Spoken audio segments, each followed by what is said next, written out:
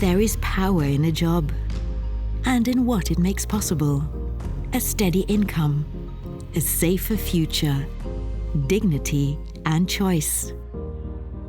At a flower farm, at a factory, in a growing energy grid, decent work improves lives. One person, one family, one company at a time. This is where Norfund plays a role. We invest to create jobs that make a difference, mobilizing capital where it matters, and using it to unlock opportunities others might not yet see. Because the fight against poverty and the transition to a net zero future depend on capital. Working not just for financial returns, but for impact. On partnerships that share risk, on the responsibility that follows investment, and on a willingness to learn even when progress is not straightforward. Because when decent work takes root, everything else can follow. This is how impact grows. Welcome to the Norfund Conference 2026.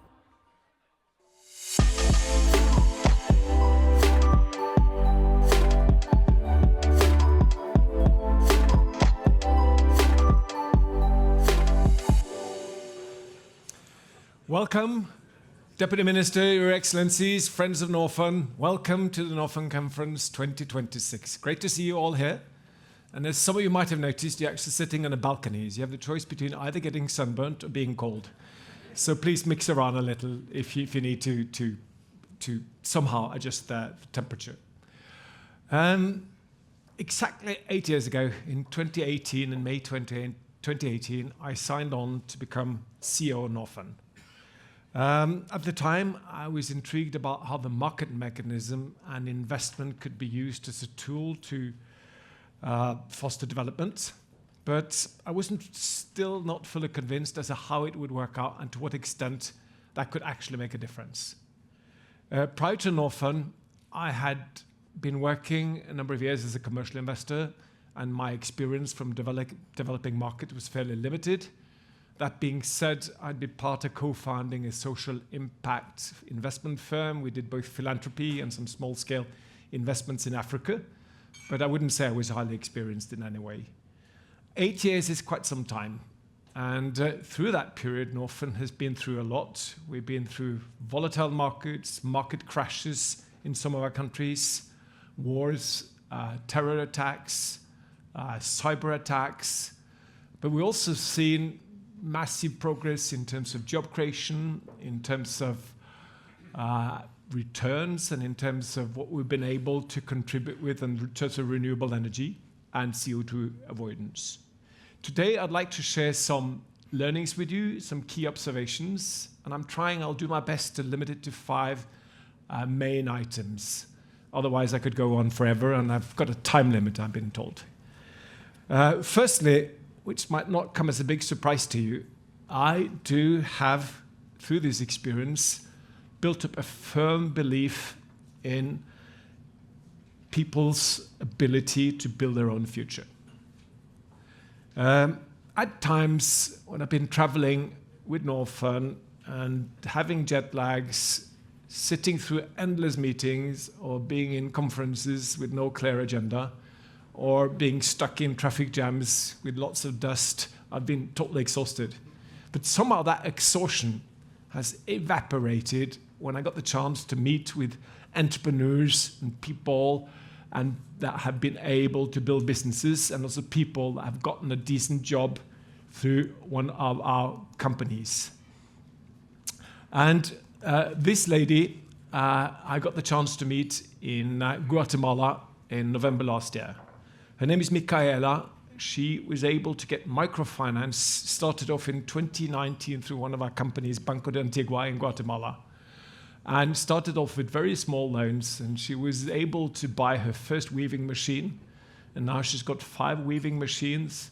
She's got 12 employees, of course including her husband, who reports to her, and she's illiterate, but she's been able to build a business. She's been able to actually also to send the kids to school, and as such to build her own future. She's a small lady. As you can see from this picture, I felt like a giant meeting her, but her size hasn't in any way held her back from building businesses. And I keep on being impressed by how brilliant and hardworking people are building businesses like she's doing. And they don't want charity. There's no slide. There it is. They don't want charity, just a partner who's willing to invest in them. And as an investor, there's also mutual dependency, but those providing the investments and those that are actually driving the business. It's a balanced relationship, and it's also a question of dignity. Secondly, I'd like to highlight that work for all should be job number one. In our part of the world, there is a tendency to think that challenges in developing countries. I'm not sure if this clicker works. There we are. There we are. In our part of the world, there's a tendency to think that challenges in developing countries are to be solved by aid or by grants. I'm not saying that we shouldn't keep on providing grants, but in order to foster long-term positive growth, investments can create jobs that are fundamental. Poverty is not having a job that can provide an income that can cover the basic needs of your family. And as we see it right now in the developing world, over the next 10 years, some 1.4 billion young people will be looking for jobs, but only some 400 million jobs are expected to be created. And the job creation gap is particularly large in Africa and African continent. And ensuring that talented young Africans have productive work is not only essential for development, it's squarely in our own interest as an effective way to reduce instability and also to stem large-scale immigration pressures towards Europe. During 2025, there were some 788,000 people employed in Northern's companies that we support. Some 30,000, close to 30,000 new jobs were created during 2025. And those companies paid 41 billion NOK in total taxes. Now that number should also be seen up against Norwegian development aid. Tax income is essential. And it makes me proud to know that we've been able to support these companies. Yet, even if these numbers are impressive, we could do a lot more. The funding of our development mandate has remained nominally flat for many years, and we can do and we could do more. And as Minister Aukrust has pointed out, work for all should be job number one. As a third point, I'd like to highlight the fact that investing in developing markets can provide attractive returns and attractive investment opportunities. Northern's development effects have been coupled with decent financial performance. In blended terms, if we look at our returns in 2025, in investment currencies, our return was 7.6%. It means that the value and the returns and the exits provided a value increase of 7.6%. This is in investment currency. In Norwegian krone, it's higher because of the weakening of the Norwegian krone. Since our very inception, back in 1997, every single year, on average, the value of our assets have increased by 5.3%.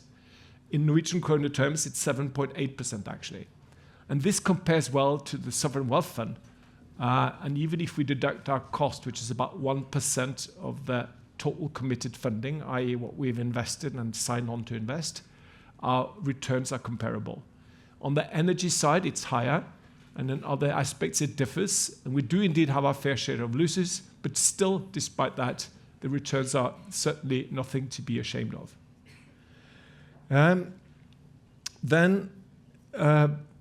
If you look at Northern's total values over time, our value-adjusted equity has increased about 60 billion NOK. Value-adjusted equity means the total of what's been added in new funding from the government every year since inception, which is about 60% of this chart.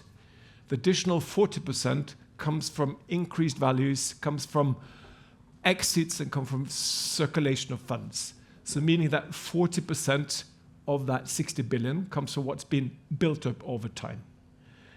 And our key lesson is simple but important. It's possible to invest where capital is scarce, take real risk, and still deliver positive financial returns. This matters because without returns, private capital will not come in at the scale needed. If we want to close the jobs gap, we need private capital. And if we want private capital, we need to show that tough markets can deliver returns. Yet, despite these, I would say, decent returns, and despite the strong growth demonstrated in developing markets, and if we look at the growth expectations of the years to come, the growth outlook is a lot higher in the developing world and in Africa and in Asia as compared to the US or to Europe. But despite that, we are struggling to mobilize private funding at scale. Let me see. If you can do next slide, please. We have not succeeded to bring in large funding at scale. That being said, last year we mobilized 17.8 billion NOK. That's about twice as much as we invested. Mobilize means how much private funding came along what we did. And a very big chunk of that came on what we did on renewable energy. But if we look at the total numbers, they say that Norfund has some 6 billion of assets. EDFI, which are all the European DFIs, all the institutions in Europe like Norfund, have some 60 billion. IFC, which is part of the World Bank, has about twice that. But if you compare that to the big institutions, clearly it's tiny. You know, the Norwegian Sovereign Wealth Fund is about 400 times bigger. And if you look at, compare it to these institutions, we obviously need to mobilize more private funding. We need to be able to trigger some more of the funding that comes from these institutions. It's limited what we are able to do down here. Yes, we can show the way. Yes, we can trigger private funding, but we need to be able to mobilize more. My fourth key learning from my 8 years in Norfund is that investing in renewable energy is a win-win-win in terms of investing in developing countries. What I mean by that is that when investing in renewable energy, it's a win in terms of providing electricity to people that don't have access to electricity. In Africa alone, some 600 million people don't have access to electricity. It's a win in terms of financials. The returns that we get from investing in renewable energy in our markets is attractive. And thirdly, it's obviously a win for the climate in terms of avoiding CO2 emissions. As such, it's a win-win-win. If we look at our Climate Investment Fund, which has been operational since 2022, last year alone, our assets, meaning our solar and wind assets that we invested into, produced some 3 gigawatts of electricity. They avoided some 3.2 million tons of CO2. That's about 8% of what Norway releases. But this is just in 2025 alone, based on what was built up since 22. If we look at the portfolio as to when it's all been put up in solar parks, the wind turbine parks and so on, it will add up to more than 50% or 60 or even all of Norway's total emissions in total, depending on the time frame we apply. So, and this is not about subsidies, this is about attractive financial investments. Yet, I'm still frustrated that we aren't able to do more. We could have done a lot more being large investors in Norway, and I'm therefore impatiently waiting for the scale-up plan for the Climate Investment Fund, which Stortinget has requested, the Parliament has requested the government to come back on. And right now, in our markets, because of the situation in Iran, we're actually seeing that gas is being priced out of the energy mix. The coal production is increasing, and as such, there's a setback. But hopefully, the higher prices of oil and coal and gas will give a boost to renewable energy in terms of resilience, in terms of being independent of imports from the Middle East. So hopefully, it's a long-term boost, but right now, we're seeing a setback. That brings me on to my fifth and final learning and observation throughout these years, and that's the fact that uncertainty is certain. What I mean by that is that when I look back at the macroeconomic development since I joined in 2018, it's clear that the global environment in which we're operating has been far more challenging than what we've seen before. And in many ways, the only constant we can bring on is the fact that uncertainty is certain. What I mean by that is if you look back at all the various events we're living through, and right now, if you look into, go back since 2020 with the COVID, the Ukraine war, trade fragmentation, major wars in Middle East, Gaza, and in Sudan, aid retrenchment, and now the war in Iran, with huge ramifications for our markets. And we're also seeing that policymakers and institutions are showing signs of shock fatigue, and after years of overlapping crises. There's also the fact that these crises are overlapping. It's not just one at a time. They coincide and come on top of each other. And for instance, right now, we're also seeing in many of our markets, there's basically no access to petrol or gas. If you go to Mozambique, if you go to Ethiopia right now, there's basically no access to petrol, no access to gas. We have a company in Ethiopia, Samano, producing vegetable oils. They have to close the machines. People can't get to work. There's no production. And this goes in Sri Lanka and many other countries. The poorest countries obviously have no reserves. They don't have oil storage tanks. So they're being very hard hit as we speak. And imagine here in Norway talking about dieselbrølet. Imagine what that would have been if there was no petrol, even in a country where there's a good number of electric cars. So we don't take it on. And in the US, they're also ignorant because there's plenty of petrol. But this is hurting our market big time as we speak. On a somewhat different topic, a few months back, Minister Aukrust launched Project Vendepunkt, the turning point. It's a process where we will be assessing our development policy and also assessing Norway's considerable development aid. And he stated that aid works and is not a waste of public money, but also that not all aid is efficient. Those of us who believe donor funding has a role to play in development have a responsibility to look critically at what works and what does not work. Why are so many countries still poor, despite the fact that they're receiving aid year after year? And why is there no resilience to stand up to this type of crisis as we're seeing right now? In Norfund, we spent quite some time thinking about this. And importantly, we also spent lots of time trying to measure the development effects of our portfolio. There's no agreed standards for measuring these effects, but we do our best to measure how things work out and to what extent it works.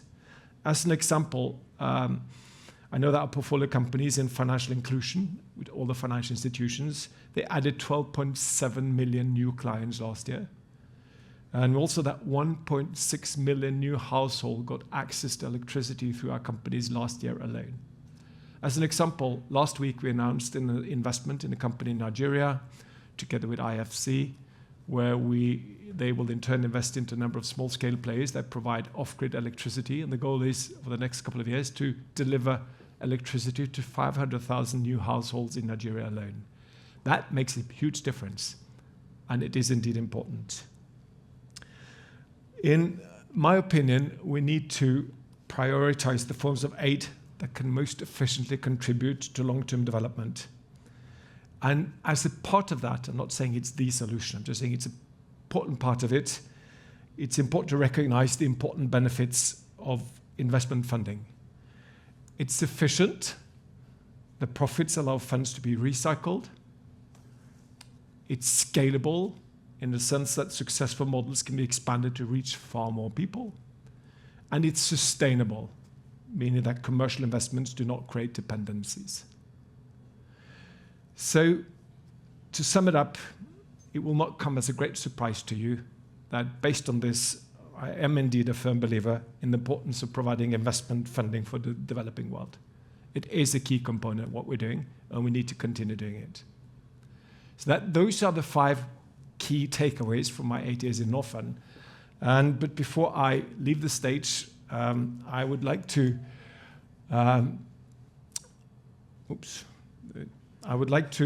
go back. I would like to convey the fact that I'm immensely proud of the Northern team.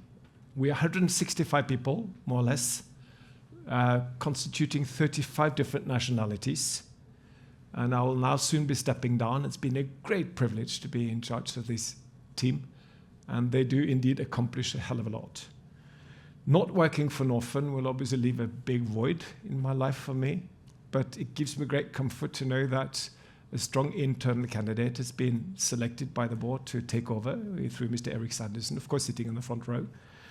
And I'm highly confident he will be doing a great job, that you will accelerate our growth, that you will accelerate impact and our financial returns. So the best of luck, Eric, and I feel very confident that you will keep it up. So that only leaves it for me to thank you very much, and I'll now leave the stage to our great host for the conference, Reem. Welcome. Thank you.